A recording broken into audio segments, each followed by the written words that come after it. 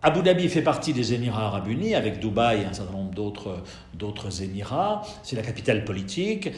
C'est un Émirat, Abu Dhabi, qui est assez singulier dans ce golfe arabo-persique, à côté du Qatar et de l'Arabie saoudite, parce que c'est un Émirat qui, ce sont en gros, pour schématiser, des laïcs du golfe. Ce sont des Émirats qui luttent contre les islamistes. C'est la raison pour laquelle, d'ailleurs, la France en a fait leur partenaire privilégié, partenaire de confiance. Emmanuel Macron y est allé justement pour inaugurer le musée du Louvre que nous allons visiter, et donc il y a une relation très forte avec la France. Il y a ce musée du Louvre qui est une première dans le Golfe, un musée à vocation universelle où il y a plus de 600 œuvres qui sont rassemblées. C'est un musée qui a une vocation justement de transculturelle.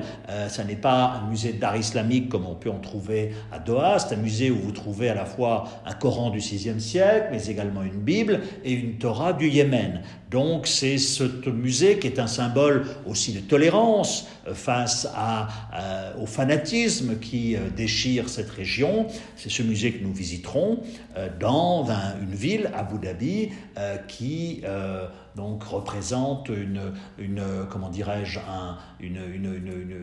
trait d'union un petit peu entre cette culture bédouine qui est la leur et puis cette vision occidentale, cette volonté d'avoir un partenariat culturel avec l'Europe, mais aussi avec l'Occident.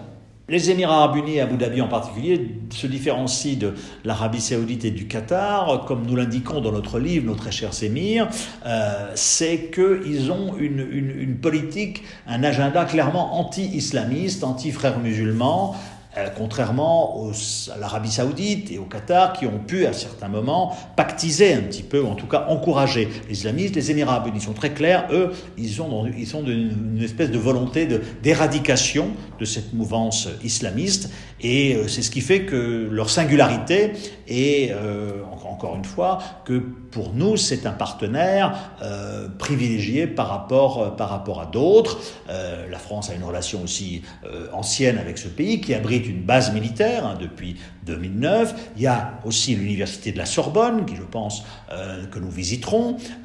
Donc c'est un pôle un peu, pas un petit coin de France, mais un petit coin de France dans ce golfe qui est quand même à domination britannique, ou en tout cas anglo-saxonne. Abu Dhabi, mais surtout Dubaï. Dubaï, c'est vraiment une ville-monde, parce que vous avez une population qui est cosmopolite, beaucoup de Britanniques, beaucoup d'Américains, beaucoup de Français, beaucoup d'Asiatiques, et vous avez l'impression d'être dans une ville, effectivement, qui recense toutes les populations du monde, avec un gigantisme, avec ses immenses tours, le Burj Al Arab, qui est la plus haute tour du monde, et puis cette ville nouvelle, Masdar, aux Émirats arabes unis, qui, un peu avant les autres, ont pensé justement à l'après-pétrole. Le pétrole a été leur ressource essentielle pendant de nombreuses années, mais le pétrole, dans 30 ans, va se tarir. Et donc les Émirats arabes unis, depuis quelques années, ont axé leur développement justement sur d'autres ressources que le pétrole, les énergies renouvelables. Et ils ont fait de Masdar justement une espèce de vitrine de cette politique, de cette volonté de diversification des énergies.